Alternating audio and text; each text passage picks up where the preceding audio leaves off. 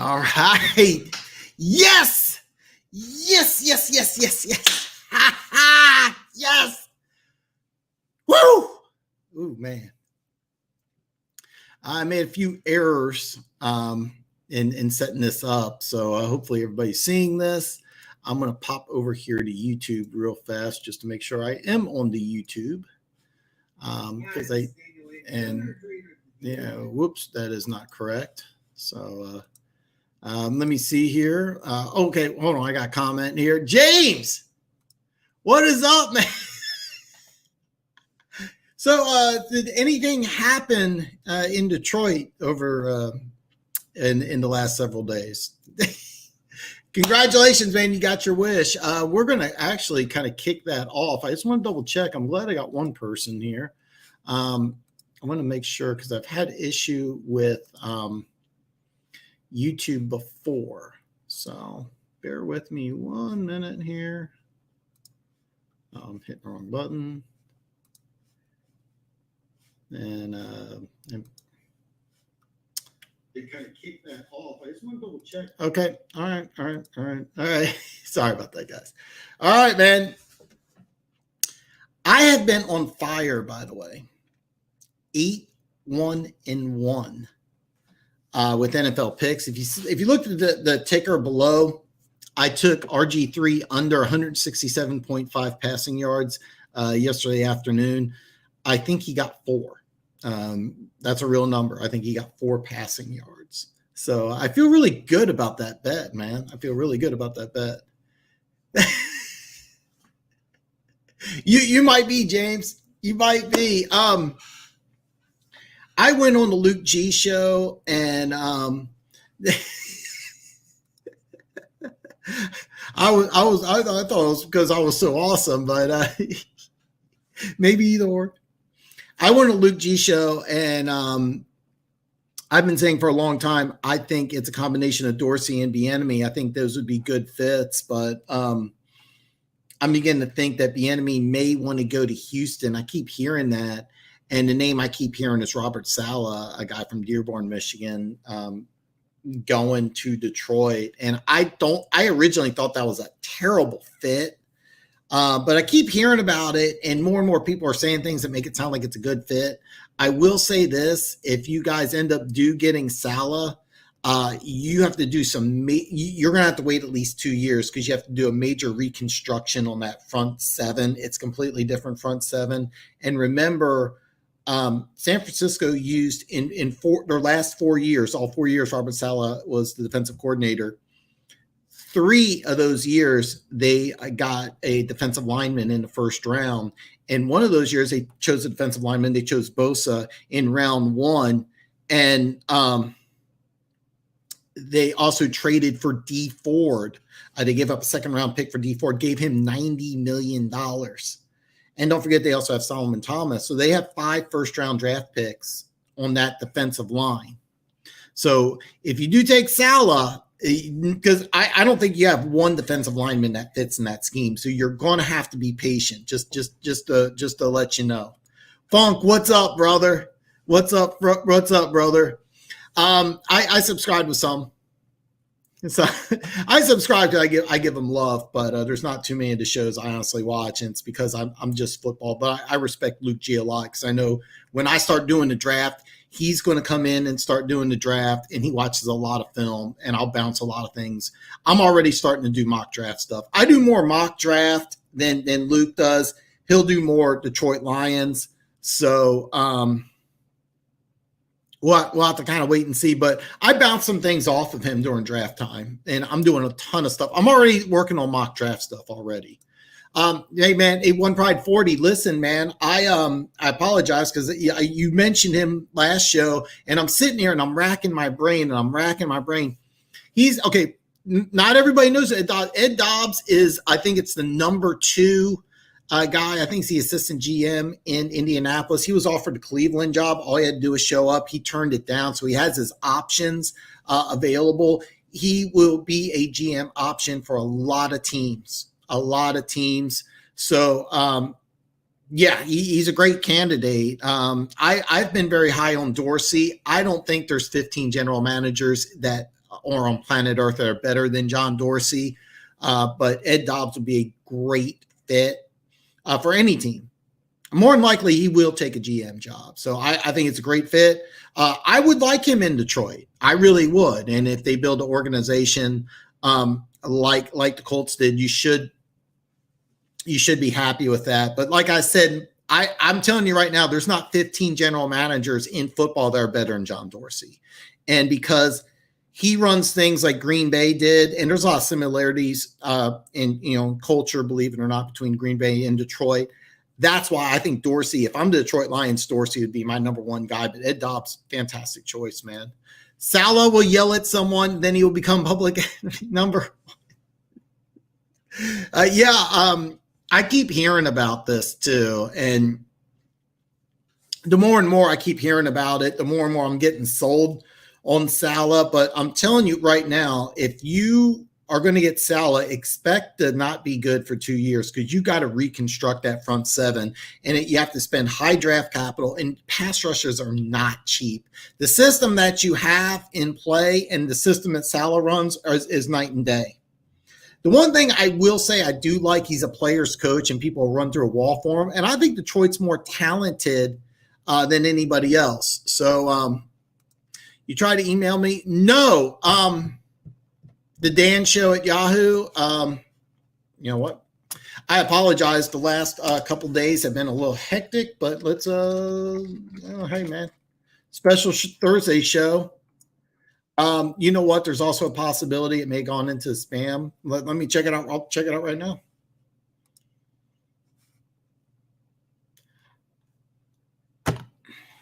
Yes. Okay, James, I got you. I'm seeing your emails. No, I did not. I am so sorry. Errors on my part. So I apologize. I dropped the ball. Here I am. I have a YouTube show and I dropped the ball. My bad, James. I'm sorry. I'll be more diligent. I'll also respond. I'll shoot you my text. And also, if you follow me on Twitter, I'll shoot you my number. You can text me. I normally don't answer the phone, but if you want to text me, you can. So my apologies. That error on my part.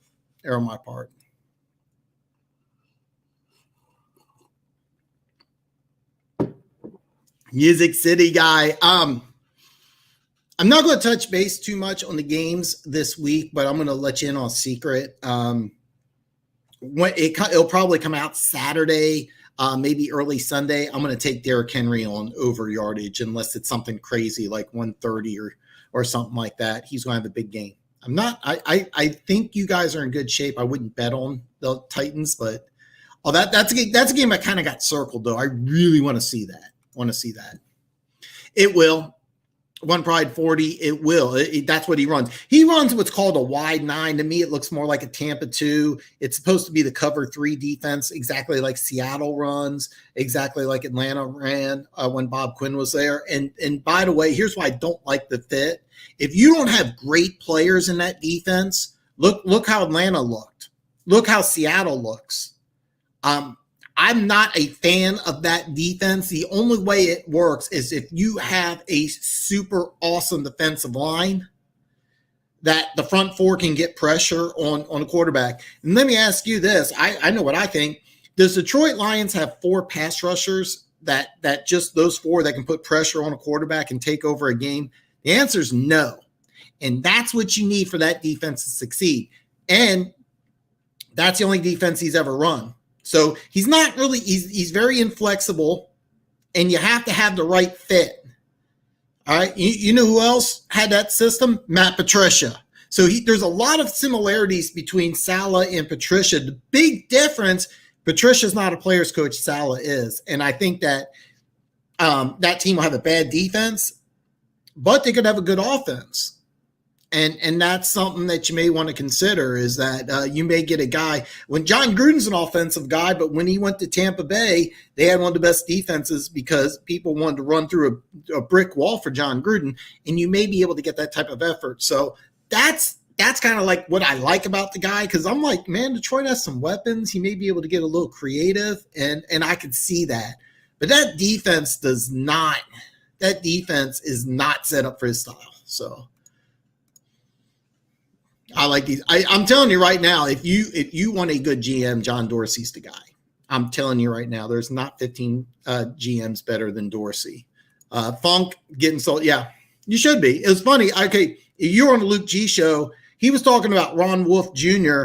And I didn't want to interrupt. I was at the gym too. But what he was saying about Ron Wolf, he meant that those are things about John Dorsey. John Dorsey orchestrated OBJ trade. John Dorsey fixed Cleveland, not Ron Wolf Jr. But both of them come from the Green Bay system, and it's a solid system. So now keep in mind, when they went away from what they do normally, they got in those 2 pass rushers, brought in a new head coach. They went from 6 wins to 13 wins, and they look like they're on the right play. But, I'm going to switch banners here. I'm really proud of this. I've been on fire lately, man. I've been on fire. So, man. So James, I dropped the ball, man. I I am really sorry. I'll get better on that. Working from home's been kind of a struggle. Some unexpected things happened. I'm having some back problems. So bear with me. Bear with me. It won't happen again. I'll respond. I'll give you some of my personal information. Funk says, I already expect them not to be good for 2 years at least. Good chance if the Lions are picking top 7, Stafford gets moved, more picks in draft 1. Start Chase Daniels no matter who is GM. I could see that. The only issue I would have with that is that if you're picking 7, I really think this is the year quarterbacks go 1, 2, 3, and 4, and you're going to have to get into the top 4. If Cincinnati, I think Cincinnati's going to have a pick. They're obviously not going to take a quarterback. If the Chargers have that pick, they're obviously not going to take a quarterback. I don't think Houston's going to get there. And I say Houston because Miami has that pick. So if Miami's in there, they're not going to take a quarterback. When the draft order comes out, unfortunately, Detroit's not going to be able to get one of those 4 guys without trading up. And I think that this year is going to be a very creative draft because you're going to see because of the quarantine and everything like that, you're going to see so many different things going on that some teams are going to have players valued a lot higher than other teams. It's going to be very creative and very confusing. It's going to be fun for fans. The NFL draft is going to be a blast this year. I can't wait to get into it. And I am going to do a special Black Monday show. And also I'm going to keep doing shows during the week. We'll talk about who gets hired, what's a good fit, what's not a good fit. Because I have no problem saying teams aren't a good fit. I was not happy with the Cleveland Browns hire or the Redskins hire, and both of them look like they're working out really, really good right now. I think they should have been flip-flopped. I would have put Ron Rivera on Cleveland, and I forget the guy's name, Stepnaski. I would have put him on the Redskins working with Haskins, and that's a guy who they're wasting. So it'll be interesting. There's so much good stuff here. Dan, no, we trade Dan. We know the wide 9. We don't. No, exactly. Exactly. That's why I don't like Saleh. He's not a good fit for what you're doing. You got to blow up. That whole front 7. Not just the defensive line. And by the way, they gave D Ford a 5-year, $90 million contract. He's doing what I'm doing right now. Chiefs fans knew that. So that's going to be a problem. Those guys don't come cheap. And then you also have to sell Detroit, which is going to be hard. Now, it may be easier for Saleh because people know that he's a player's coach. They know he's from Michigan, probably a little more passionate about Michigan than most people that aren't from Michigan. I normally, my first reaction when people are like, well, he's from Michigan, and who cares? Do you realize how many head coaches are not from the area? All right, let's look. Andy Reid, he's not from Kansas City. I'm drawing a blank here. Oh, yeah, Mike Tomlin, he's not from Pittsburgh. Bill Belichick, he's not from New England. It doesn't really matter. You got to get a guy who's familiar with the NFC North. And that's why I like Eric Bieniemy, because he spent a lot of time in Minnesota. And I thought that him and Dorsey, both guys are familiar. Because here's what you do when you're drafting a coach is you attack your division. How do we win the NFC North? Well, you want people who are familiar with the NFC North. And Bieniemy's more familiar with the NFC North than Saleh, who spent a few years of his youth in Dearborn. I don't even know where Dearborn is. So you got me. Yeah, we got it. Where am I? I'm sorry, I bounced around here. My bad. Okwar, I haven't had a chance to watch him. I liked him though, man. I liked him a lot. That's another thing. If you do switch to the wide nine, though, Okudah's a perfect fit for that defense. I will say that. Dobbs and Sal, that would actually be a good fit. It would be a great fit. I think those two guys will be a good fit. I'm not convinced Salah would be my choice. We'll see how San Francisco does towards the end of the year, because if they really take off for the last couple of weeks of the season, make a playoff push, then yeah, I think he is. If they look bad on defense, then no. I will say that I'm not that high on Salah, but the more and more I keep hearing about it, the more and more I like it. So, Music City guy says whatever the Lions do, they need to commit to a philosophy and build progressively. Exactly. That's why I'm kind of against Salah, because I don't see he's not going to have instant success. There's no way Salah can come in, and if he does have instant success, it'll be 8-8, 9-7, and then he's going to have to justify blowing up that defense even more. I would go with a guy who's got a little more experience, maybe even an offensive mind. But if you go from an offensive mind, you want to get somebody who can, in my opinion, work with Stafford. But if you want to let Stafford go, you better make sure he produces in the last couple weeks of the season. I personally would be surprised if Detroit gets rid of Stafford, that they get more in the third. I think that would be the max. So, One Pride 40, Dorsey is terrible at the cap. He has had some cap issues, and that was a problem here in Kansas City. He played hardball with Eric Berry, and he played hardball with Justin Houston, and that was a major mistake because he played hardball with Justin Houston. Justin Houston was a phenomenal run stopper, and he also had 22 sacks. He had maybe the greatest year of any defensive player, but that was the year J.J. Watt got like 20 and a half sacks, so he didn't win defensive MVP. That year that he was playing for a contract, that wins defensive MVP or defensive player of the year 9 out of 10 times. So, yeah, he played hardball and lost, and I understood the philosophy about it. He did have some cap issues, but he also needed to have some cap issues too. He played hardball with Barry, and from a financial standpoint, it made sense. But Chiefs fans and Chiefs management really hated it because the dude beat cancer. So, but he didn't cause financial problems in Cleveland. All right, he had some issues in Kansas City, and they were issues that needed to happen. Unfortunately, it's kind of a rant here. I'm going to get some comments here, but he's not as bad as you may think. He may be able to play the 9, but he's only one on the team, though. Which one, Funk? I missed that here. Oh, Okwar. Yeah. Okwar, yeah. You're in quarantine, man, dude.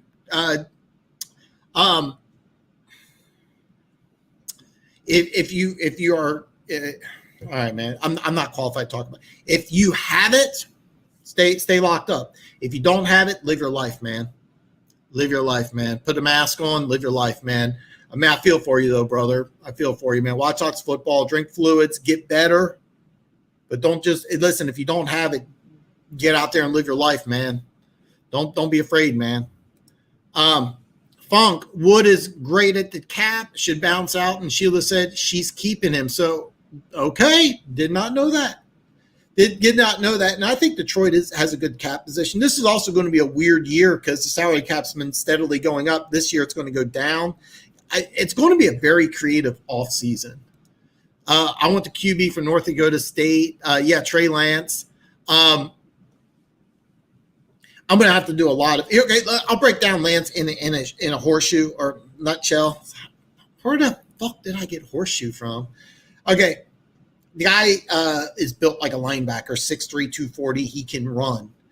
He's going to step into an NFL team more prepared than anybody else because even though he played at a small school, they run more of a pro-style offense than anybody else that's coming out. Now, I haven't watched BYU. BYU's playing a big game, by the way, against Coastal Carolina. If you get a chance, watch it because that's going to be a good game. I might put action on it. That's another thing. The only thing that bothers me is that the majority of the time I watch his film, he's running the damn ball, and I don't see him throw the ball nearly as much, but I want to see more of it. I think that out of all the quarterbacks that are coming out, he's the one who have the best chance to succeed early on. So he's, in my opinion, he's a guy you draft, you start him day one. And if you've been watching this channel for a while, you know that I like to go ahead and sit my quarterbacks, especially rookies, for a year. Your best way to learn is sitting on the bench for a year. That's not the way the NFL is now. You just want to throw them in there. You can throw Lance into a starting route, and he could start day one. And the best part is, because he's been sitting out, they're probably not going to have the Senior Bowl. If they do, he will excel. So, but I don't think they will. I think he's going to test great. But I think out of the quarterbacks, he might be going 3 or 4. So if you want him to go to the Lions, you have a better chance of trading for him than you do for Trevor Lawrence. So I think it's locked up at number 1. Denver Gator, what's up, brother? Man, do let me know if you're putting action down on Trask. Speaking of quarterbacks, Trask is in the conversation. And the only reason I'm scared to put action down on Trask winning Heisman is there's been a lot of hype on Mac Jones. And a lot of times, if you're the best team in the country and you're putting up good numbers, that helps. But Trask is playing against Tennessee, and I think he's going to have a massive game. So if you are going to put action on Heisman, do it now, because I think he's going to go for a big game against Tennessee. If you're picking 7 and you can move the picks that you got for Stafford, you can move up, throw in 22 early pick, and you can move. Yeah. Okay. Okay. It looks a little confusing, but okay. When he says 22, he's talking about 2022 pick. And here's the thing: those 2022 picks, usually the way it works is that, let's say you throw in a 2022 second round pick. Well, it's valued as a 2021 third, right? It's usually one draft grade below, but because of everything that won in this offseason, that 2022 pick may be valued higher. That's the thing that's going to be very interesting in the draft, is that there's going to be one team that wants a lot of picks this year and they think that they can get good value. There's a lot of GMs that are going to say, you know what, let's wait till we can see these guys play a full normal regular season. Give me that 2022. I'll pay extra for that 22. There's going to be a team that will trade they'll trade pick for pick. They'll trade a second round 2021 pick for a second round 2022. Those 2022 picks for some teams are going to be more valuable. Take a team like the Miami Dolphins that are loaded with draft picks, that have a good young team. That may be a team that's like, you know what, give me that 2022 pick. I really want those 2022 picks. So what he's saying is take the 7th pick in the draft, a 2022 pick, and Stafford, boom, that gets you in top 4. Now, here's the thing, though, Funk. Here's what you're not realizing. Let's say you're one of these teams choosing in top 4, and you want a quarterback to be your day one starter. You probably don't want Stafford. You probably want your rookie that you can build the team around. That's the problem. And if you already have an established quarterback, well, then what do you want Stafford for? You're not going to use Stafford as a backup. So that's a flaw. So take Stafford out of that equation. The 7th pick plus a 2022. Yeah, but more than likely, what you're probably wanting to do is trade somebody who's worth a little more. I actually think Okudah may have more of a draft value. There may be a team that says, give me the 7th pick, give me Okudah, give me a 2022, and you can jump into 3 or 4. That would be more likely. Salah, yeah. Kind of does. I think you should go offense. Like I said, I think Bieniemy, but the more and more I think about it, I think Bieniemy teaming up with Watson may be a little more appealing for him. But that's who I like. Yeah, and he can start day one. Lance can start day one. I'm worried Okudah is looking like Tease Tabor. What about the wide 9 makes him a better player? Okay. I like the system better because when I look at Okudah, they were wanting a man corner like Darrelle Revis or oh God, but Byron Jones even. They were wanting a guy who could play pure man like Stephen Gilmore does, and that you can't do that coming right out of college. The defenses that they play at Ohio State is not even the same thing that what Patricia was trying to do. Patricia runs one of the most complex defenses in the NFL. The wide nine is one of the simplest defenses in the NFL. It's actually one of the easiest, but it's a scheme defense, which means that you can plan for it. That's why I tried telling people when the Chiefs were playing the 49ers, I was like, this is a scheme defense, and you have a brilliant offensive mind. No way the Chiefs lose this game. No, the defense is so fast. They got so many great players. All right. Okay. But it's a simpler defense, and I think Okuda's much better built because here's the deal. You play man very little, to be honest with you. Like I said, they make it sound like it's a man. It's not. It's nothing similar. So you have that third. They basically break it off. You're playing a lot of zone, and Okuda to me looks like a better zone player. I was on the Luke G show. I was listening to it, just making comments just like you're doing. One of the things they said that they really liked about the kids, they can tackle, but he's not a man cover corner, at least not yet. He may be in that way, but in that defense, he's going from a complex defense to an easy defense. That alone will make him a better player because he doesn't have to think. He can just react. And it's a simple defense by NFL standards, but it's all predicated on that front four getting pressure on the quarterback. It's simple. Here's how the wide nine defense works. Our front four beats your front five. That's it. Simple, easy peasy. That's as easy as it gets. So, and then Funk, yeah. Okay. Yes, I can see that. But I also think that you get a year in the NFL. I can't tell you how hard it is to play man corner in the NFL. It is without question the hardest thing in the world because they don't do it in college. And by the way, there's going to be, we play man in college. No, you don't. You play man against 3 routes in college if you even do it at all, which you probably don't. You basically play against the slant, the bubble screen, and the 9, and that's it. And the NFL is so different. That's why I felt like the learning curve was going to be so high for the kid. That's again, I think it was a disconnect between the GM and the head coach. But Okuda will be fine as a corner. If you put him in the wide 9 defense, I think he'll do pretty well. Don't give up on him as a corner yet, Funk, is what I'm saying. Yeah, exactly. Exactly. So.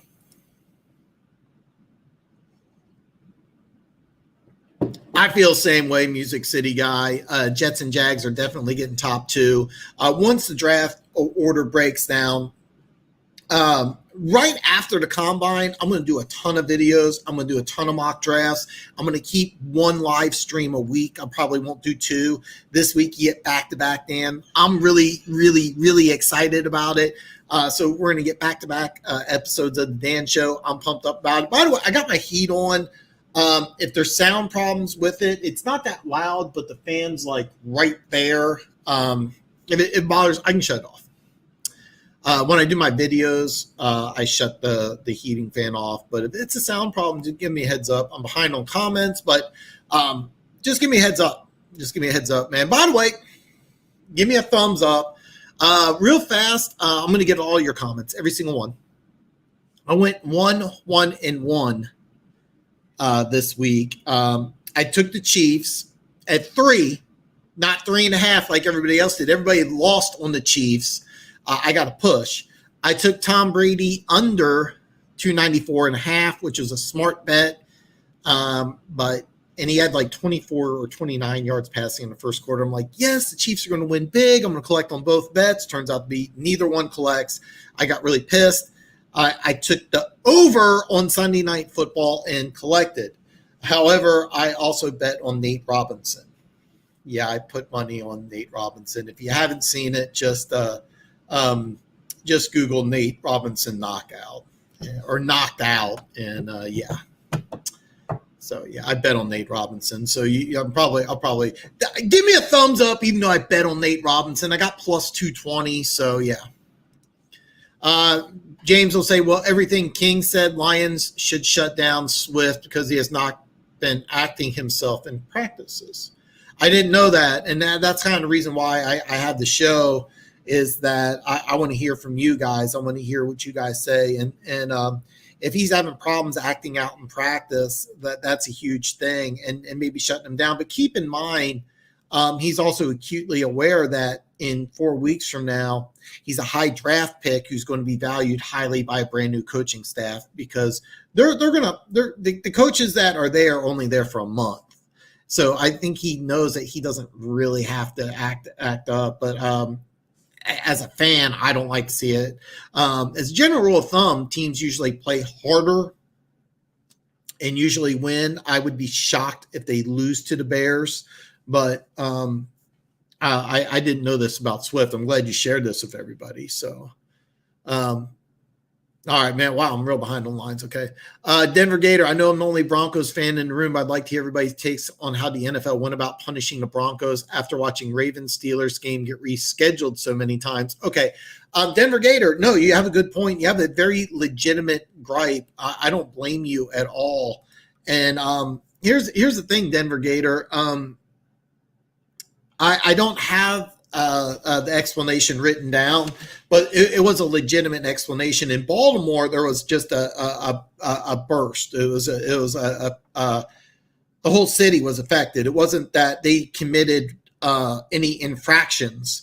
Okay. What the difference is that Denver committed infractions. Players were not wearing masks. Where in Baltimore, it was just there was just boom. It just boom. The whole city was affected. Baltimore didn't commit any infractions. Denver did. That's the difference, and that's also a reason why I think Fangio may get fired, because he's going to end up being a scapegoat. So that's what it is. I wasn't happy about it either. I think the NFL should have rescheduled, at least gave him a day or two. Or what they could have done is allowed. I think there was 2 different assistant coaches that used to play quarterback that they were hoping just to sign a 1-day contract. They should have been able to do that. The NFL vetoed that. But keep in mind, this is what happens. There's rules in place. You don't live up to the rules. This is what happens. And the NFL was swift about it. No, I didn't like it. I didn't watch the game. I thought about going back and watching the game. If it was even semi-competitive, but here's another thing. Denver's coaching staff needs to get more creative. But basically, the difference between Denver and Baltimore is Baltimore followed rules, Denver didn't. So I get it. And I don't know all the specifics, but I will say this. Good luck this week. 14-point dog. We'll talk about more Friday, but hey, man, everybody's comments are welcome. I'm going to get to everybody's comments, so bear with me. Yes, Trey Lance, more talented arm. Reminds me of a more talented arm.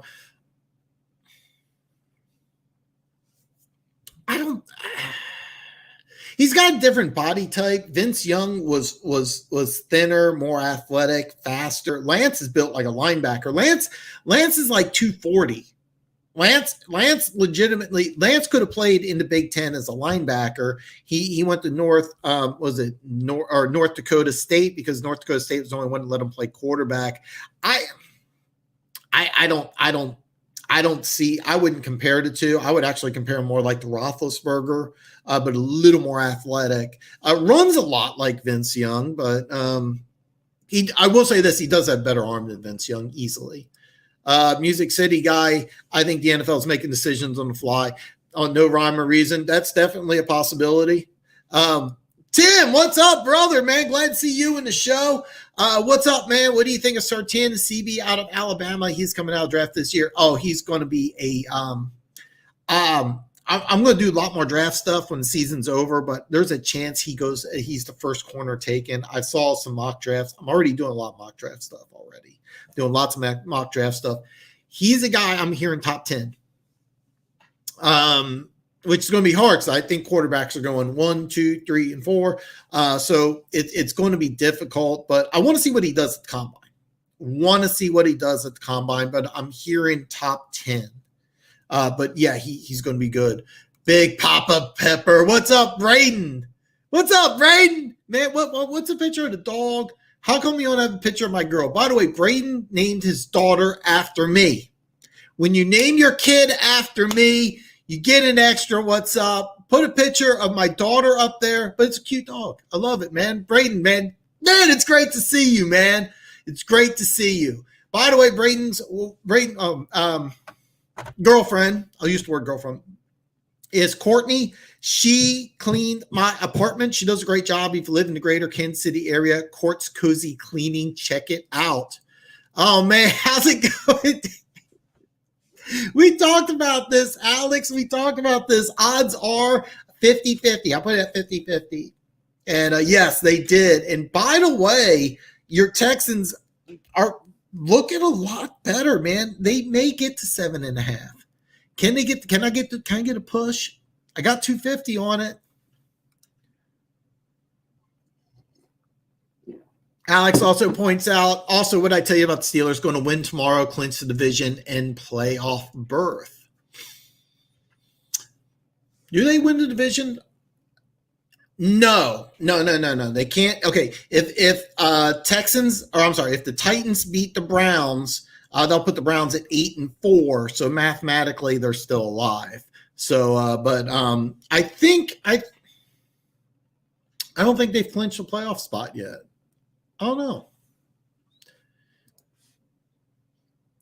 Okay, next week. Yes, absolutely.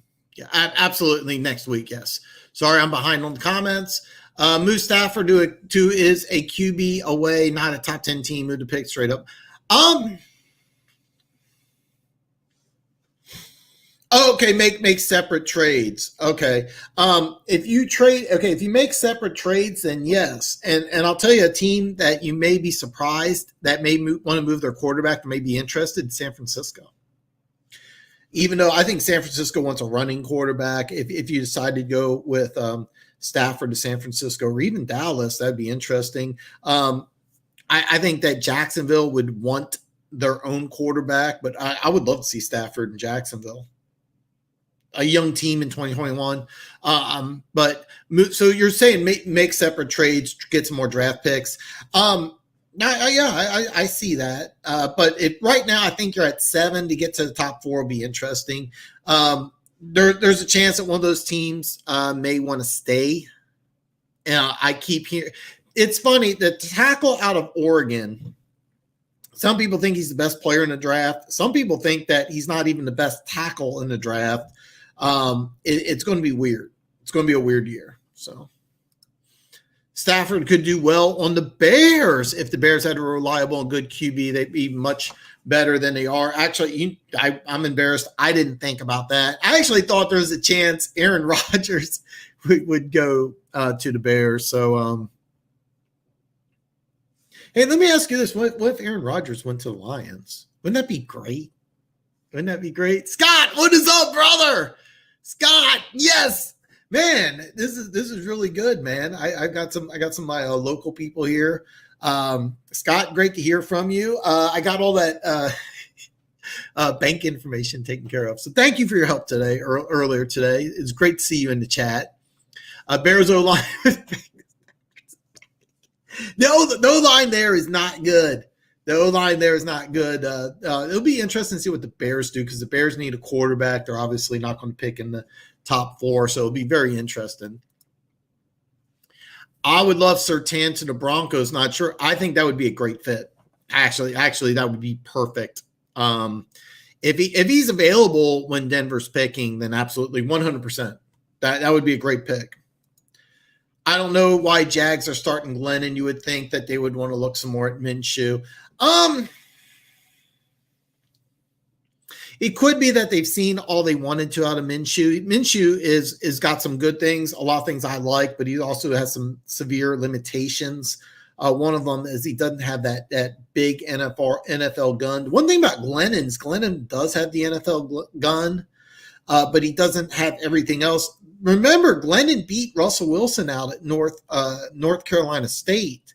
Russell Wilson was, I think, a 3-year starter. They brought in Glennon. Excuse me. And that was why Russell Wilson was a graduate transfer and went to Wisconsin for a year. And a lot of people are mad about that. But Glennon has a lot of potential. He's got a big arm. He's always been in a kind of a bad situation. I personally am excited for Minshew. I'm sorry for Glennon. I'm sorry, I got the names mixed up. But I like Minshew a lot. I thought that Minshew in that system is actually a better fit. But we'll see what happens because Glennon in Gruden, it's Jay Gruden who's going to run a West Coast offense. I'm not sure that's really a good fit. So, but it'll be interesting. He's got a big arm. He's got some upside. So, Alex mentions the Broncos played with a wide receiver at quarterback. Did you watch the game? I didn't. I was going to go back and watch it. I just said no. On Swift, AP said that he wasn't acting normal, so he's off concussion protocol, but missed action due to illness. Not okay. Maybe it might. This could be a situation where you get like an old school guy. I give him some hard love to a kid. You got to remember Swift was 5-star player, was supposed to go in the first round, kind of spoiled there at Georgia. So and another thing, and this may not sound like much, but I mean, there's a good chance that he's lost more games this year than he has in his high school and college career together. And it takes a toll on you. And I'm not defending him at all, but this may end up being a good thing for him because there's a lot of things about Swift I really like. Jags should be starting Walker. He's already shown what he can do, needs more recognition. I don't know about that, but the one thing is that they fired their general manager. I actually thought they had a good draft. I'm kind of surprised that Marone is still there. I'm kind of surprised he hasn't gotten the axe yet. It's just a matter of time. I think Jacksonville is going to hire a GM first, and then they're going to hire a coach. It'll be interesting to see what Jacksonville does. They have a lot. Jacksonville's a team I think that's a lot more appealing than most people. You do got to get a quarterback, but you have a good offensive line. You have that undrafted rookie free agent running back who's playing lights out. You have talent at wide receiver, and you have a young, good defense. Jacksonville's a team. You plug in a quarterback, I think you're instantly an 8, 9-7 team. This far away from the defense needs to tune it up a little bit, but there's a lot of talent on Jacksonville. Wait, dang, that's Jag, not the Panthers. Jag's in good position. Jags, yeah, Walker's at Carolina. I got you though, Alex. I know what you're talking about. As a football fan, I would still feel upset for the punishment for any team, even if it was the Raiders or the Cowboys. I'm upset about it too, because I wanted to see a decent game. Now, keep in mind, I had the Saints over 10.5 wins. So anybody who can help the Saints win, hey, yeah, let's get the Saints going. But the NFL really kind of stuck it to Denver, and I'm a Chiefs fan, and I'm telling you right now, yeah, I think Denver got a bad deal. All right, Denver got a bad deal. That said, they broke the rules. I got to go to work. Okay, I work from home now, so I don't have to. But when I had to go into the NOC, it's NOC's an acronym for Network Operations Center. I had to wear a mask. I did that thing where I put my mask off to the side. Then I tried doing it for the whole day and just told people, I'm eating something. I'd have coffee here, and then my boss was like, no, you can't do it. Wear a mask, Dan. So I wore a mask, So, that's kind of it. Music City guy Hinton played some QB he did, but he switched to wide receiver so he could get into the NFL. Asking him to play QB in Denver is just two different things. So Young didn't move as well as he should have. You're talking Vince Young or yeah, okay, yeah, we're talking Vince Young. Yeah, Trey Lance, a better Logan. Wow. He named his daughter the Dan Show. That is odd. He named his daughter Danny after me. So not odd. He's a family. Yes. I've known Braden 7 or 8, and now Braden has a kid. But anyway, yes. And so Braden named his daughter Danny after me because I'm his favorite. And his daughter loves me, by the way. I am her favorite person on planet Earth. Kids love me. Kids and dogs love me. Adults, I'm iffy with. Right now, when I put action on Mahomes to win both league and Super Bowl MVP, think I would take that. Yes. Yeah, actually, yeah. You know what? They don't have NFL MVP available. If you go to Iowa, though, Tim, I don't know how close you are. Where is it? Lakeside. I don't know. You have to look this up yourself. I don't know how close you are to Lakeside, but I think you can put action on MVP. I would take it on both. He's definitely the favorite. So no joking. No, he's the MVP favorite by far. Russell Wilson's gone down. Rodgers is shaky. Derrick Henry is having an MVP caliber season. That's close. But he has to have he has to have another couple 100-yard games. I mean, when I say couple 100-yard game, I mean that couple hundred. He has to break 200 yards consecutive or several times in the next couple weeks. If he does like he did at the end of last year, where he was like 200, and carries that team to an AFC South title, then he'll be included. But the year Mahomes is having is ridiculous. The funniest thing about Mahomes is that as a Chiefs fan, it's gotten to a point where watching him, it's like 400 yards. What was it? 320 and 4 touchdowns or 3 touchdowns? Was it? Or no?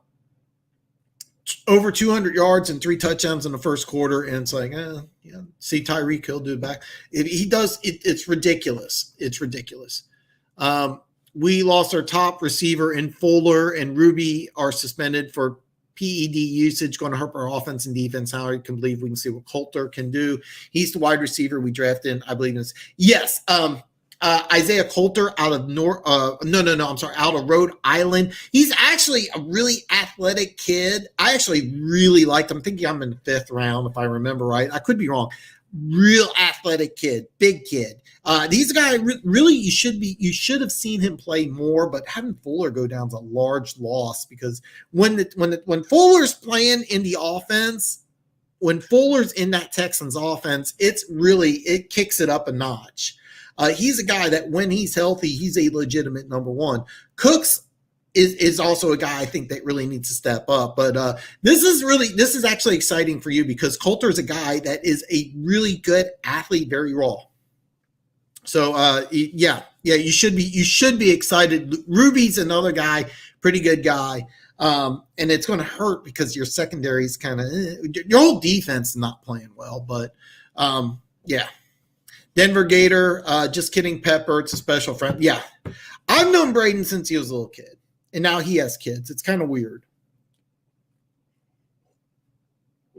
I've known Braden since he was a little kid. He named her daughter Danny. I think she's 1 now. And then his girlfriend, who's the mommy, cleans my apartment. And so it's kind of neat. It's kind of neat. It's kind of cool. They actually, I don't know if she was joking, but they had a duplex or apartment next to them, and they're like, "You should move in next to us." And it's like, no, I'm not living there. But I like my apartment. So except my neighbors above me, if you hear some loud booming noises, their favorite thing to do is throw bowling balls on the ground. But that's another thing. They're super nice. They had their stuff on way too loud. I was like, I had to be the dick. It's like, hey guys, and they're like, "Oh, sorry, Dan." He was super cool. Great neighbors, but they just make way too much noise. Of course, here I am screaming at my camera. So, yeah. Gator, if it's the Cowboys, Joey Bosa. Isaac I'm so glad to have Isaac aboard, because I'm a Chiefs fan. I got Denver Gators, a Broncos fan, and I have a Chargers fan, and the Chargers should be super excited. And I'm glad I am seeing you say that Joey Bosa, because I haven't said it yet. I have action on one game already. It is the Patriots and the Chargers right now to pick them. I got the Patriots as a 1-point dog. I like the Patriots in this game. Bottom line, Chargers lose close games. Patriots win close games. Take the Patriots. I already got action down. Right now it's a pick 'em. It's going to jump up to the Patriots being a 1-point favorite soon. So I got him as a 1-point dog. Isaac, thank you for the reminder, even though it's not what you wanted. And by the way, Joey Bosa is a beast. So, I'm jumping some comments here. I am too old. But seriously, I've lived here for a long time. I've never had any problems with noise. And then it's literally like these loud booming noises. And it's like, what the hell are you doing? But they're so nice. They got a couple kids. So, I mean, but they're so nice. They're really nice people.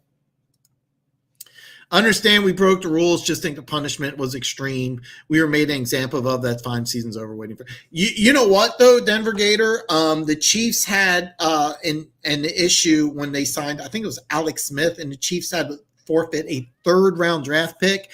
You guys could have lost a 2nd or 3rd-round draft pick. You didn't lose a draft pick. You lost a game that you're probably going to lose anyway. So yeah, I agree with you. But let's just back up for a second. You're not winning that game. And you keep your draft picks, and look what you got on offense. You got some. You have a quarterback. You have a legitimate number 1 receiver. You have a legitimate number 1 tight end. Bowles stepped up as a left tackle. I don't know about giving him that much money. I didn't even talk about the Bowles contract because he's a guy I've been telling they need to get rid of this guy. You get Von Miller coming back next year. All right. You have some holes on the secondary, but yeah. Yeah, you're in good shape. You didn't lose a draft pick. That's important. Also, I was high on that Bears defense to shut Rodgers, and they failed me. Hey, I took over on Sunday Night Football and collected, but I did bet on. Do we got any boxing fans in the house? Because I bet on Nate Robinson. So does anybody know that? Yeah, I lost a lot of credibility there. So. Fuller and Watson have a great connection, so losing that. Yeah. By the way, if you're not a Houston Texans fan, anytime Fuller has gotten hurt, the offense has gone definitely down.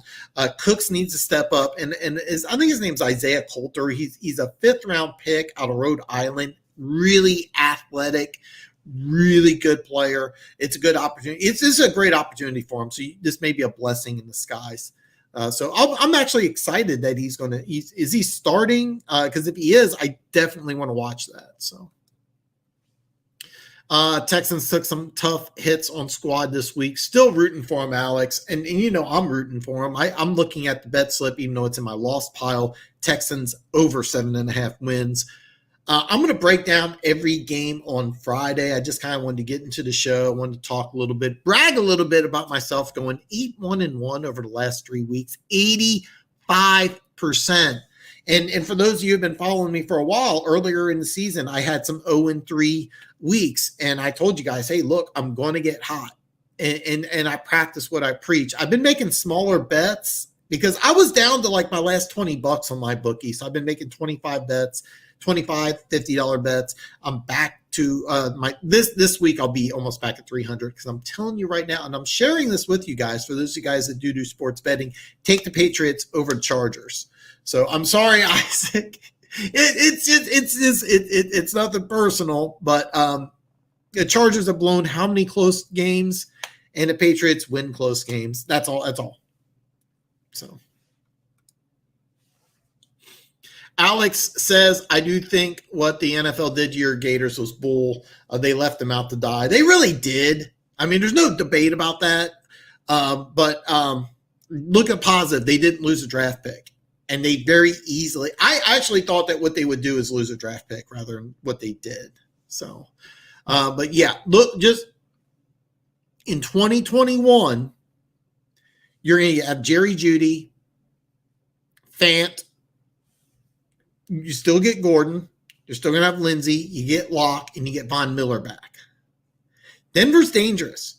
The whole AFC West in 2021 is dangerous.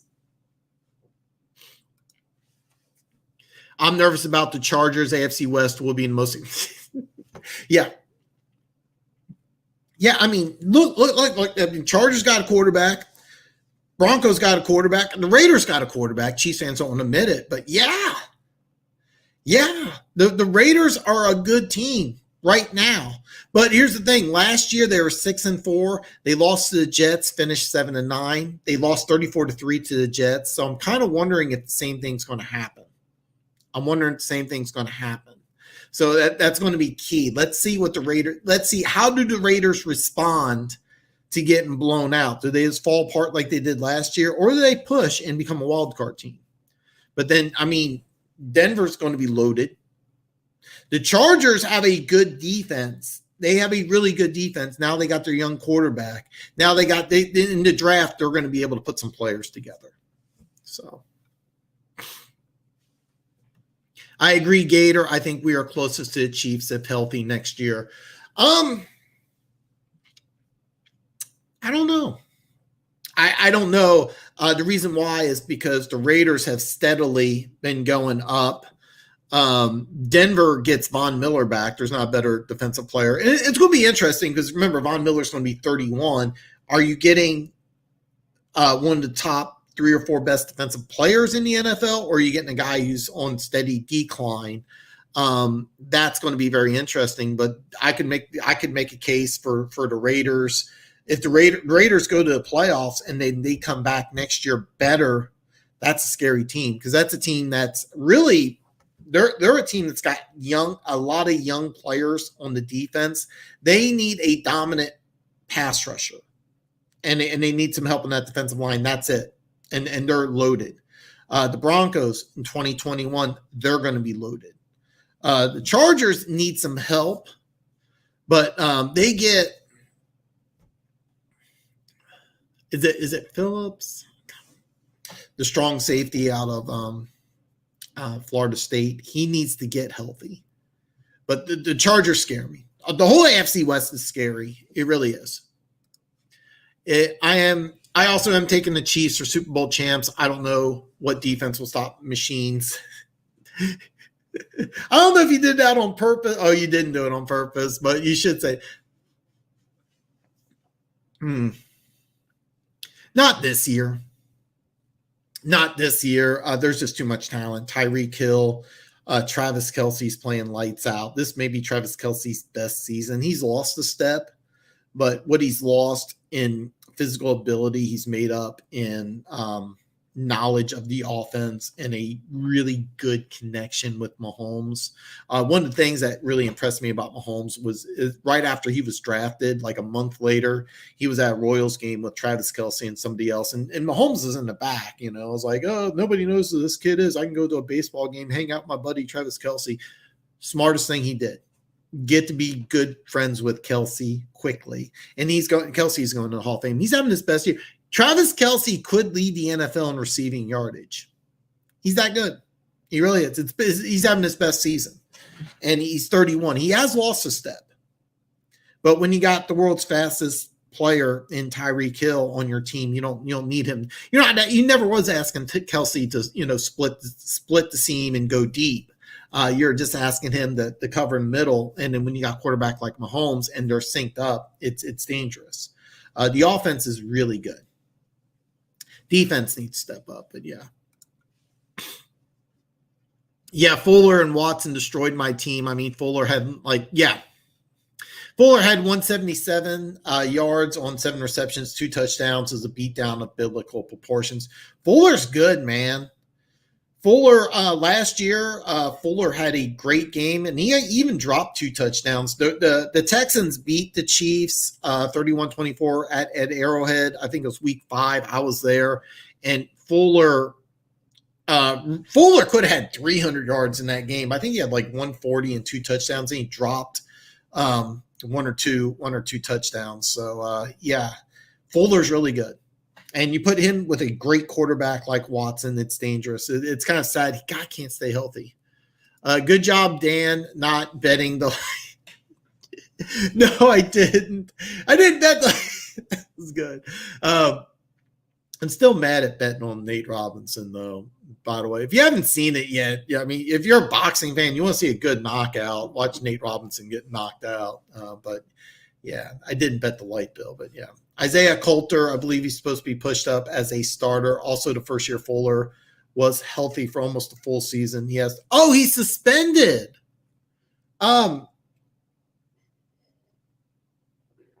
I'm sorry, Alex. I thought he was injured. I didn't know it's a suspension. It actually makes sense. And what? By the way, pure speculation. The suspension is for the PEDs. What is he's just trying to stay healthy? It's not like he's taking steroids during the season. He's trying to go to the gym. He's probably just trying to stay healthy. That's my guess. I've never talked to him, but that's kind of what I'm thinking. So, yeah, I didn't know that. I thought he was injured. So my mistake, man. But it's a shame because he's such a good player. Speaking of which, don't forget to give me a thumbs up anyway, even though I got some numbers wrong here. Oh, God, I forgot about Sutton. Sutton and Albert O coming back. I forgot about Courtland Sutton. Courtland Sutton was a Pro Bowl receiver, injured, I think, at the beginning of the season. But I said, if you watch my breakdown of the Broncos, Jerry Jeudy's going to be the number one receiver on that team. So you got two number ones, a great tight end, two good running backs, a very improving left tackle who needs to get better. They have some good pieces on the offensive line. Jawan James has to get healthy, or he may be gone. That'll be an interesting season. But there's a lot. Denver's got a lot of good pieces in play. The whole AFC West loaded. I can make a strong case for every team in the AFC West to go to the playoffs in 2021, and it could happen. It could happen. 2021, the whole AFC West may go to the playoffs. Remember, you get you get 3 extra playoff teams. All 3 of those teams are the AFC West teams. I don't think it's ever happened before, but it could happen. It could easily happen. The Cowboys need to do a full rebuild after that show against no names. I don't see a reason. I don't know if Mike McCarthy's on the hot seat, but it wouldn't be surprised if they get rid of Mike Nolan. He was out of coaching for several years, and so many things have changed in the last couple of years. Also, he was his scheme is completely different than what they ran. It was a really bad hire. It'll be interesting to see what happens in the offseason. Cowboys are an interesting team. I don't know what they're going to do at quarterback, coaching. They have to fix. It'll be interesting to see what they do. But I know you're enjoying it.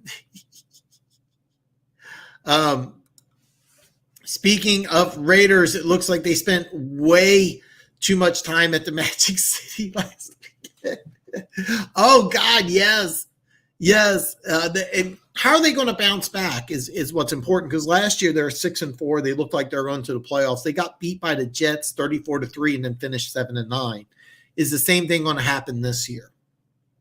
That's another thing. Is Gruden's supposed to be this great coach, but it seems like every single year the Raiders just forget how to play. They're just absent-minded for a whole game. It's really bizarre. So it'll be interesting to see what they do going forward. So Texans will beat the Colts this Sunday. Looking how Rivers has been playing these last few weeks, I believe my Texans can beat them. I hope so. That's an interesting game I'm following, and we'll break that down a little more tomorrow, because I'm going to break down every single game tomorrow. I just kind of wanted to touch base with you guys. Go 8-1-1. Let you guys know I got the Patriots right now. You can get them as a pick 'em. You can go to I'll put the I didn't put it below, but I'll put the link in there. And I also got to email James. I feel like a real jerk about that, because I tell you guys, here, go ahead and email me, and he did. I messed up. Feel like a dick. Rivers turned into the Rivers we know and love. He should have the 3 picks. There's a good chance he does, man. Oh, you saw it, Isaac. Yeah, Jake Paul put him to sleep for about. Dude, okay. After he was knocked out at first, I was like, damn. And then I was like, oh, God, did he kill him? I mean, dude, he was down. He was down for a couple minutes. I thought he died. I'm like, oh, my God. I mean, okay, Jake Paul outweighed him, I think, by like 10 or 15 pounds. They weren't in the same weight class. If you know anything about boxing. Okay, if you know anything about boxing, Jake Paul needs to drop weight to go down to a lower weight class. But if he wants to stay fighting at that, I think it's either I don't know the weight classes anymore. It's just one below heavyweights where he's fighting at, and he needs to drop weight. But yeah, I figured pro athlete against YouTube guy. It was plus 220, but yeah, dude, I thought he killed him. Yeah, he gave you your 3 picks. Now, keep in mind, um, one thing is that Costanzo, the Colts left tackle, got injured in that game, and that changed a lot of things. I know the Texans left tackle got injured, and they've been playing, but it's a little different when you have the immobile Rivers. So that was a big loss. Don't get me wrong, I think Titans win anyway, but that was a big loss. Alex says our last number one, and Hopkins said Fuller is a number one. Yeah, no, Fuller is a legitimate number one receiver. 100% legitimate number one when he plays. So you can't just show up and box people chained from childhood. Yeah, and that's the thing is that the reason why I bet on the fight, I feel like I justify my loss here. I went on YouTube and I don't know how old you are, Music City guy. I'm 46, so I've seen all the Rocky movies. Well, remember Rocky 3? If you ever seen Rocky 3, where he's like training and there's like the band in the background, people are blowing bubbles, and like he's like in the ring with like shiny shorts, and then Mr. T's like he's working out in like some basement. So I watched the video, and Jake Paul's in his backyard with his buddy, and they're sparring, and then I see Nate Robinson in a gym just grinding, and I'm like, and all of a sudden I'm seeing like Rocky 3, and I'm seeing Nate Robinson kind of like Mr. T, and yeah, I was wrong. Fuller was taking supplements for health reasons, ended up being illegal in the NFL. Fuller thought it was legal because the doctor said it was. I'm sure the doctor's name is It's actually funny. There's several supplements that are over-the-counter medication supplements that you can get at GNC that are not approved by the NFL. A human growth hormone, which is actually legal, is banned in the NFL. I'm sure his name wasn't Bob, Alex. So how does U of M's decision to shut down the season impact future betting lines? I do know this is that if you bet on a game that is shut down or closed, the bet is forfeit. If it's closed. Now, if it's moved, like in the Steelers game, if you took the Steelers Ravens, the line opened up at 4.5. Then when the game was moved, you still keep that bet. But if you wanted to take 10.5 instead of 4.5, you can take 10.5. The games, you'll get the games back. Now, as far as over-unders for the year, I believe it's full refund. I think every casino might have it different. It could just be you get credit. I'm not 100% sure. I will say this: if you bet on, wasn't it No, it wasn't Was it Rutgers? I believe it was Rutgers. I could be mistaken. The line will come off. So if you're wanting to put action on Michigan against Ohio State, or you already did, you should get a push. The best thing to do would be to contact your casino. Also, man, I'm gonna email you. I'm sorry I didn't email you. I always tell people to email me, and it's error on my part, and I apologize. No excuses. Just bad on my part. I have a YouTube channel, and I tell you guys, email me. I was really religious on checking my emails every day, and then for the last several days, I just didn't, and no excuse. But I'm going to give you some information via email, and I'll give you my number too, so you can just shoot me a text. So anyway, but how's it impacted? It's going to be different for every casino. But bottom line, if you bet on this Saturday's game, your action should be null and void. You should be able just to get your money back. So, did you put any action down? If you want to email me, put a comment below. But if you did put some action down, let me know, because I want to make sure that you don't lose money. Just if you're asking if you lost money on a game that's not played, the answer is no. No casino will do that. So, AFC West will have a winning record if somehow we could all play the NFC least next year. You know what?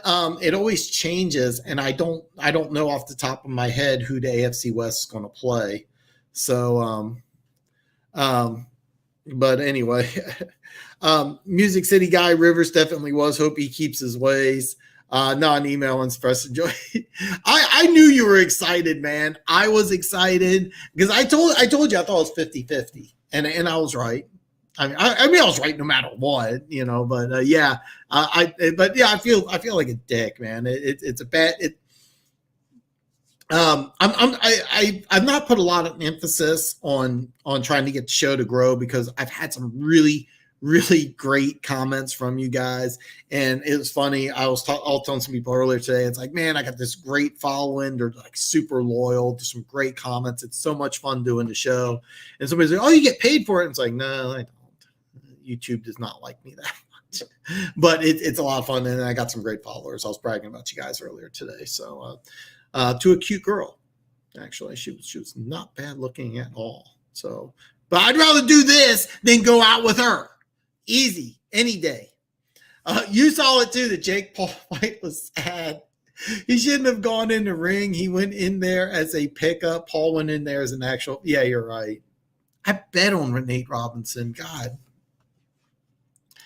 Bigger statue in the pocket, Rivers or Flacco can actually move. You know, he actually ran like a 4.7 at the combine, but he doesn't move often. The answer is Rivers. Rivers easily. Rivers has never been able to run. Flacco can, but he's more of a classic pocket passer. But definitely Rivers. So obviously, okay, man. Quit ripping on my Rivers, man. Rivers is very underrated and a guy that I feared a lot coming into Arrowhead. I was really glad that I don't have to see him again at Arrowhead. I may see him next year, I'll be honest, but you guys are in good shape. Justin Herbert looks like he's the real deal, and they're going to build around him. I think in the draft. As a matter of fact, Sewell, the Oregon tackle, he may be the pick. It'll be very interesting to see what happens, but yeah. University of Houston canceled their next 2 games because of COVID. They were having a good season. I didn't know that. I do know Coastal Carolina was going to play Liberty, and that was a big game. Liberty had an outbreak, so they substituted BYU. It's really rare because BYU was not even expecting to play anybody. Now, this Saturday, they're going to play Coastal Carolina, who's ranked and unbeaten. And BYU's trying to get into that national championship race. So it's a team of, I think they're both ranked in the top 15. And the quarterback for BYU, I'm drawing a blank on his name. He's a Heisman candidate. This is going to be his biggest game of the year. There's not a line on the game, but if you guys are interested, there should be one tomorrow. So, Alex says, I'm still surprised the Chargers have fans thought they alienated all the fan bases already. Oh, God. The band Survivor wrote a couple of good songs for Rocky flicks in a burning heart. Oh, dude. Yes.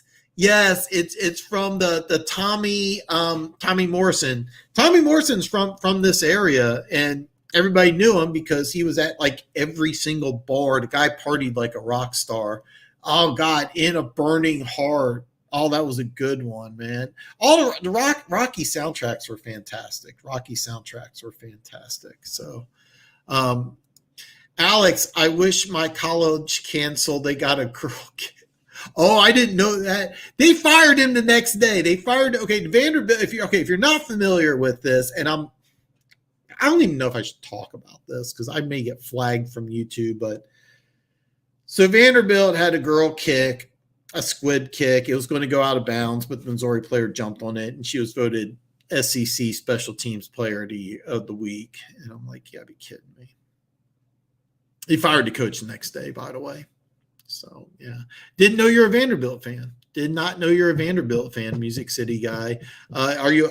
I don't think you're a Vanderbilt and Tennessee fan, but I did not know you're a Vandy fan. That's interesting. On a note on PEDs, a lot of players trying to do the right thing for health, like Fuller, trust their doctors. Players shouldn't be punished as much. Doctor, no, that's right. This is a problem that's happened with many players over the years, where players would take over-the-counter supplements or take supplements at their doctors. It's actually not doctors; they're actually trainers, personal trainers. And then some personal trainers are guys that just graduated from a 6-week class and became personal trainers. And then there's other ones that have been, certified for a long time. And what happens is sometimes you just get with the right guy and you're like, hey, you take the stuff from GNC. There's a lot of stuff that you take at GNC that the NFL will flag you on. There's a lot of stuff at like GNC or I'm not going to say Walmart. I don't think anything from Walmart, but there's a lot of supplements. There's one particular substance, and I don't know the name of it, but it's found in a lot of stuff. Matter of fact, I take something that's called BCAA. It's branched chain amino acids. I take that every day. I've been taking creatine, and I take this pre-workout mix, and I think it's something in the pre-workout mix that's banned by the NFL, and I don't know the substance, but there's a very common substance. It's got a name. It's like 19 letters long that the NFL banned, but it's very common, and I don't know the specifics of it, but there's a lot of over-the-counter supplements that are illegal in the NFL. It's actually kind of interesting. But the NFL used to be, believe it or not, in the 70s, they didn't care what you take. The Steelers, all those guys were on steroids, all of them, and end up having a lot of side effects, a lot of deaths. So, I mean, the NFL is trying to do a good thing. A lot of these guys are personal trainers. And unfortunately, what it is that a lot of times you're I don't want to stereotype here, but there's a lot of NFL players that come up from dirt poor or backgrounds where they didn't have a lot, and a lot of these guys get hangers on. A lot of these guys get buddies, that hang out. Matter of fact, I used to work at a Champs. It's a division of Foot Locker, and a Chiefs player came in and with like one of his buddies, and he was buying Timberlands, and he bought Timberlands for his buddy. You get that guy. Well, anyway, a lot of these NFL players will be like, hey man, you go to like GNC for me and get all the supplements, and then he ends up not doing his homework because he's not qualified to do it. But you have a great point, and that's something the NFL's always tried to work on. It's something that every year they improve. But there's also a massive list of things that are banned that you wouldn't even think of. You would be really surprised. If I don't have the list handy, but if you look it up, like banned substances by the NFL, it's not just. Matter of fact, marijuana is still a banned substance, even in Colorado. You cannot be a member of the Denver Broncos and get high on the weekends. You will get flagged. And by the way, they have random drug tests. And Mark Schlereth, you remember Mark Schlereth? Matter of fact, he got a random drug test on his honeymoon. The NFL sent somebody down. It was like the Bahamas or something. So the NFL is really strict about this. So, man, anyway, sorry for my rant. But yeah. Only the colleges having good seasons get their games canceled. Sorry, Music City guy. Yeah. Tommy Morrison, Rocky V. Tommy Morrison, God, the guy, there are so many stories about him partying in the Kansas City area. Apparently, like it was like every night just blackout drunk in Westport. So Denver Gator actually liked Rivers through the years. He's a good dude, very competitive. Nobody scared me more coming to Arrowhead than Phillip Rivers. Nobody. Isaac Chavez, I like Rivers. He's just in enemy territory. He's talking about the burning heart. Are you talking about sorry, Music City guy? Oh, yeah. Okay. The good colleges. Okay. I'm sorry. I'm behind here, guys. My favorite game is when we beat you guys off the 2-point conversion in Arrowhead. I was at that game. I was at all those games, except for this year. I haven't been to any games. My time at going to Arrowhead games, I think, are over. I used to love it. I don't enjoy the whole experience, and it's changed so much over the years. But by the way, that game, just some backdrop, the Chiefs are up 28-14, 7 minutes left in the fourth quarters, and Rivers just went nuts. And then they scored a touchdown with, I want to say like 13 or 12 seconds remaining. And what the Chargers did is they said, screw it, we're just going to go for 2. And nobody thought they were going for 2. The Chiefs didn't even think they were going for 2. So they called a timeout, and they ran a perfect play. I want to say Keenan Allen was open in the back of the end zone all by himself. Like there was nobody around him. It was a brilliant play. And a lot of balls too, because a lot of times when you're down by 2 touchdowns, it was about 7 minutes to go, you have the momentum, so it's very easy. Kick the extra point, bank on the coin flip. They said, nah, screw that. And yeah. Man, at least we didn't trade. Oh my God. Oh my God. Vandy fan is a very tough life. Literally, they got by far the worst stadium. I've heard the stadium's tough. This is a true fact. If you win at Vanderbilt, you can win anywhere. James Franklin, Penn State coach, he was there. Actually did pretty good job with that team. I think he got them ranked. It's so hard to win at Vanderbilt. I mean, it's so hard. Not only do they have the worst stadium, I think it holds like 50,000, where Tennessee, I think, holds 112. I know Bama holds like, I think, 86.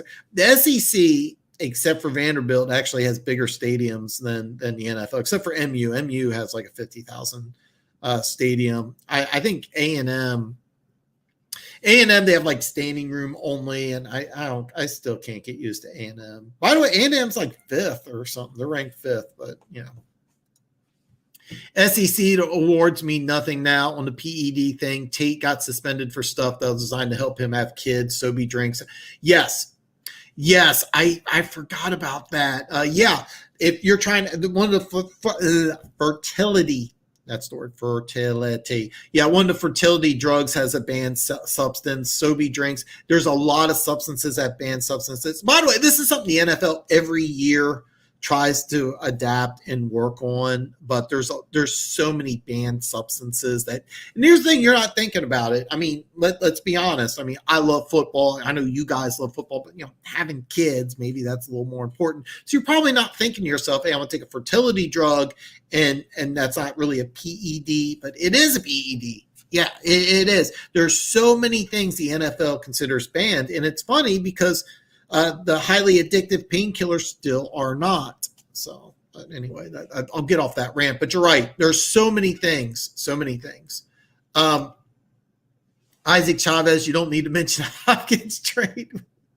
We've already banned Bob from entering the Houston City. I'm actually curious where Bill O'Brien's going to end up. So, oh God. Lyle Alzado. Oh God. I love that dude. For you younger guys, Lyle Alzado was a monster. As an exhibition, fought Muhammad Ali, which was kind of cool. Lyle Alzado was a madman. He took the stuff that the same stuff he gave racehorses. I mean, he took like everything. It was like, what drugs did Lyle Alzado use to play football? The answer is yes. I mean, he didn't care. He's like, I'll take everything. And like his whole body shut down at like 42, 43, something like that. Like, yeah, it was, dude,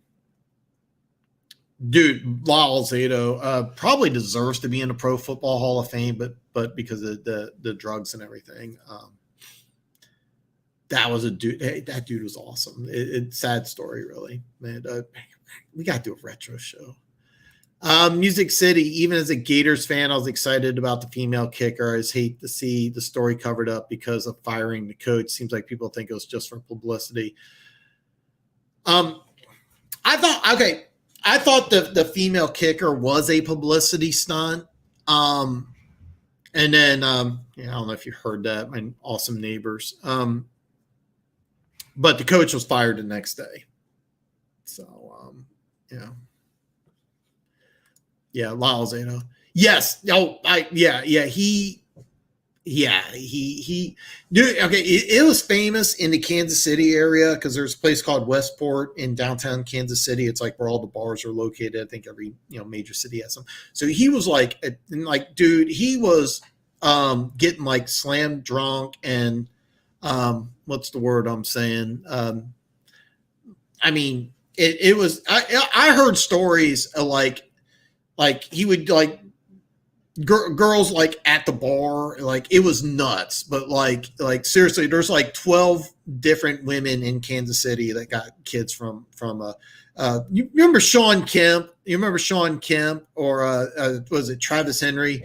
Like, yeah, I mean, yeah, Tom, yeah, yeah, and you're right. He did get HIV, and I think he's still alive. He did a lot of good things, but oh God, he made some really bad decisions in the Kansas City area. And yeah, there's like 13 kids or something, 13 baby mamas. It was funny because like some of the girls he's got, like there's like pictures, and it's like, what the, I mean, we're talking like what we call beer telescopes, and it's like, dude, you're famous and rich, what are you doing? I mean, anyway, yeah, but you're right, 100% right, Funk. Denver Gator, I want to see Gators beat Bama for the championship. I think they're both in the East. Is that right? I don't have it in front of me, but I think they're both in the same division. I'm not 100% sure about that. But I do know that if you're I do know that if you want to bet on the Heisman Trophy, Trask is is negative 200, so it's a 2-1 favorite. So 100 will win you only 50, but I think he's going to have a big game against Tennessee. So Isaac says, I think we knew we couldn't stop Mahomes if you guys wanted to toss, so he said screw it.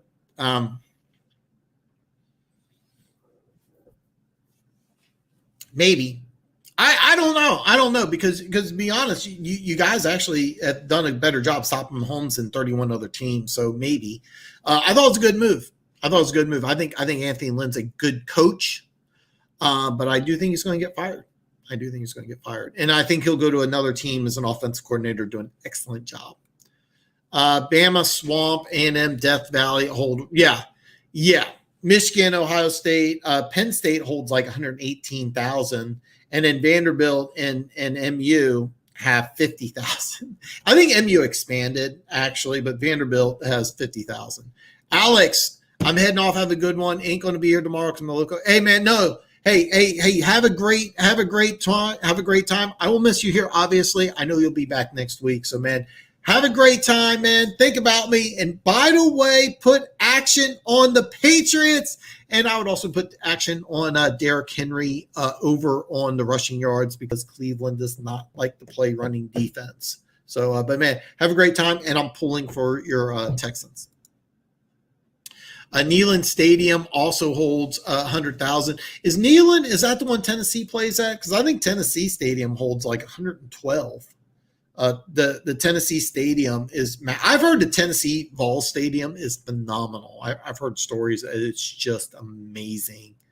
But now you got me wanting to do like more college. I went to the MU Stadium. That's the only college stadium I've ever been to. And they after every first down, the Missouri crowd chants MIZ, and then the other crowd outside will chant ZOU, and after about 3 times or one, it's terrible. Bama Gators game of the year outside of playoffs, so they do play each. Bama's in the West. Okay, I'm sorry, my mistake. That would be a good game. That's another thing. If they do play in the championship and Mac Jones outplays Trask, that could propel Mac Jones over Trask. But it'll be tough. I think Trask is in. I think best in. I gotta do it, man. I gotta do it one of these days, man. I think we need to do it soon, man. I'm thinking. What do you think? 99 and before, anything we can talk greatest show on turf, and that's that. Anything after the greatest show on turf, just no, it doesn't count. That's what I'm thinking. I you know what? I should have known this because that was like the first 3 SEC. My mistake, guys. A little off. That would be a good game. I'm gonna watch it. And I still think Trask wins the Heisman Trophy. I think he's already won. But Mac Jones is like just skyrocketing up. So Isaac is talking about his Chargers. His play calling disappeared this year, so I don't know what changed from the 12-4. Well, from the 12-4 year, it's a combination of things. The big part was Melvin Gordon. Melvin Gordon held out, wanted to get paid like a superstar. He's not a superstar, but he's very important in that offense because you want to take pressure off the tight end in Keenan Allen. By the way, Keenan Allen is amazing. I'm a huge Keenan Allen fan. And then keep in mind, you also have a very good defense too. So there's a lot of weapons on offense. Your offensive line's always been in troubles, but that 12-4 year, they actually started to get the interior solid, tackles played decent. The issues with the Chargers is not just Anthony Lynn, but when you have a lot of good things going and you have high expectations, a lot of times you need a scapegoat. And I think that's what's going to happen with the Chargers. I think that what you're going to see is the Chargers say, "Oh, the problem's Anthony Lynn, not all these bad trades and a doctor puncturing Tyrod Taylor's lung." With accidentally. I think a lot of times teams, when they lose, they need a scapegoat, and they also need to generate excitement, especially in a city like LA. To say, do I think the Chargers should fire Anthony Lynn? No, I don't. I really don't think they should. Will they? Probably. That's kind of the way I see it. Denver Gator says, "Have a great one, Alex." And I didn't think the show would last an hour and a half, but I'm going to call it quits for tonight. We're going to go ahead. Hey, I'm on tomorrow. And what I'm going to do is I kind of just wanted to talk. I wanted to brag about my 8-1-1. I wanted to let you guys know I am taking the Patriots. I'm going to have every single game broken down. Let's spend a little more time tonight, a little more time tomorrow. I'm going to break down every single game for tomorrow. So it'll be back-to-back Dan shows tomorrow at 7. We're going to break down the entire Week 13 NFL schedule. Thank you so much for being part of the show. This is a great show. It's going to be a great show tomorrow, so hopefully everybody's here. I know Alex won't be, but I hope all you guys are here. And, hey, man, have a great night, and I will see you guys.